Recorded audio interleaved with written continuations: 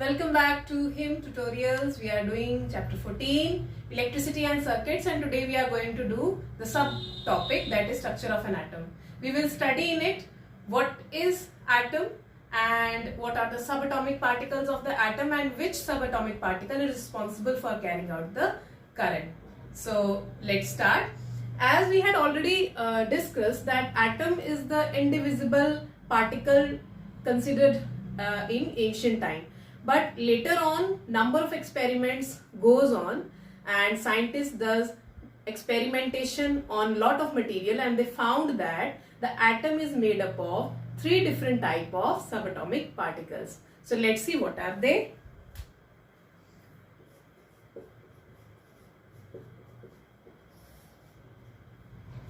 Atom has three subatomic particles. They are electrons, protons and neutrons. From electrons, protons and neutrons, the electrons are the first subatomic particles which were discovered. Electrons have negative charge, protons have positive charge,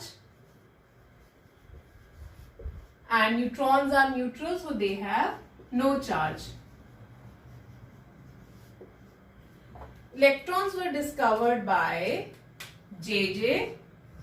Thomson.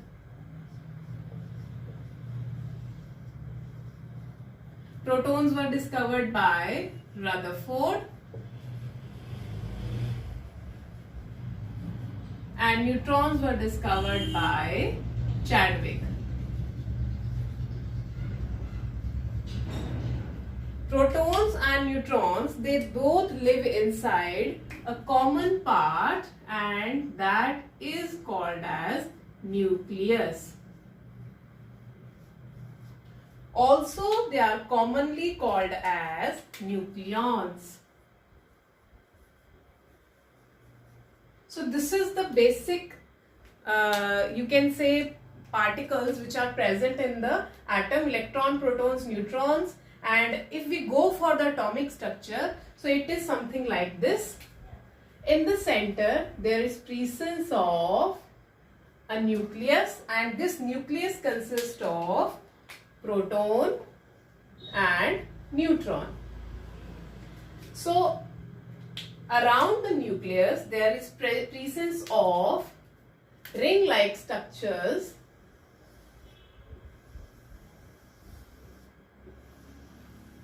and these ring-like structures are called as shells.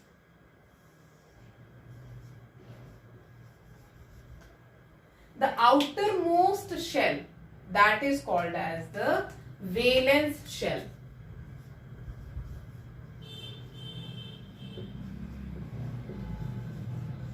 Also, as I had told you earlier, that the protons and neutrons are present inside the nucleus, and that's why if the protons and neutrons are present in the nucleus, the proton has positive charge, neutrons have no charge. It means the nucleus is positively charged.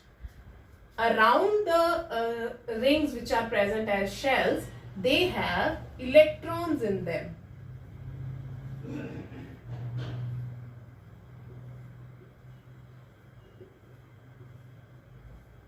And these electrons carry negative charge.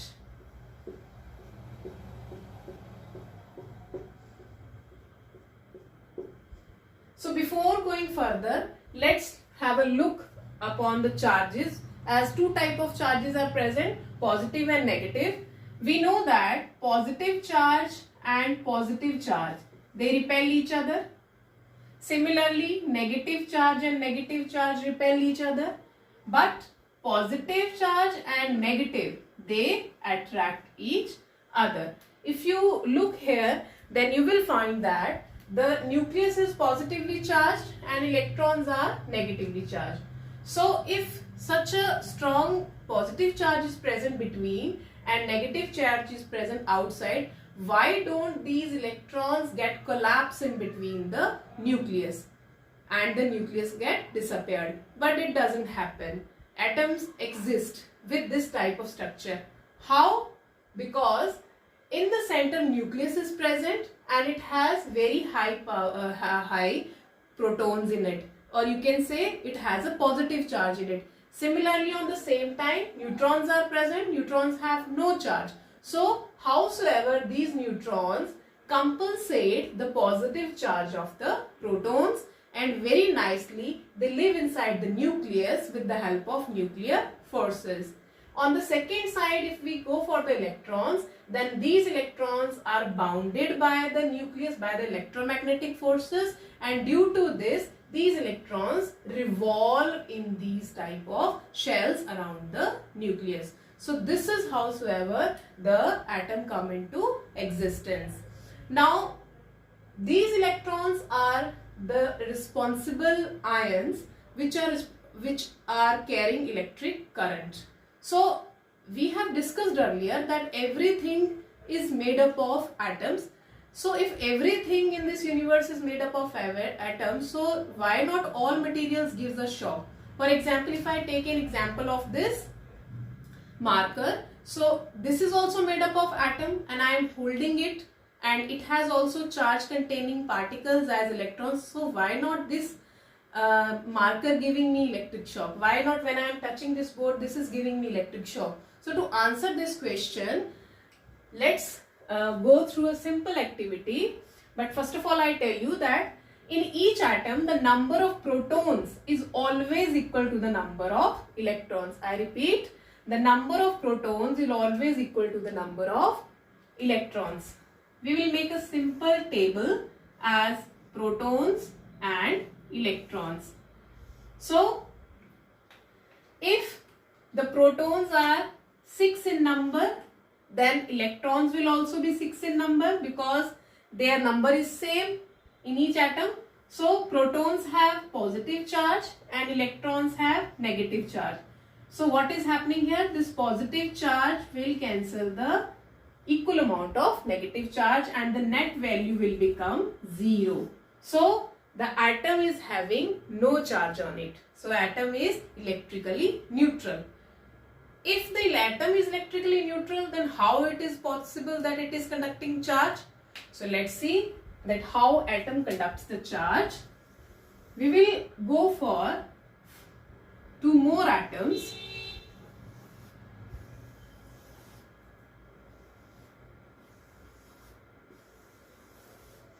As this is the atom A and this is the atom B. Atom A consists of again 6 electrons. If 6 electrons are present here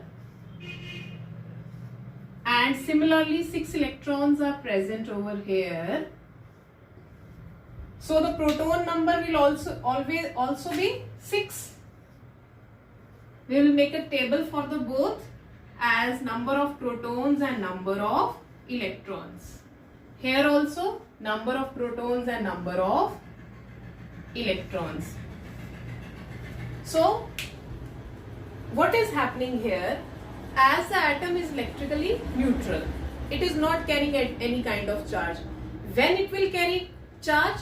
When the external source of energy was given to them or any external energy is given to the atom, that time atom will absorb that energy and the electrons which are present in the valence shell, they will jump into the another atom. Let's see, if external energy is given to A atom and 2 electrons jump from A to B, then previously it was 6 proton and 6 electron, but now after jumping the proton is remain 6 but the electron become 4.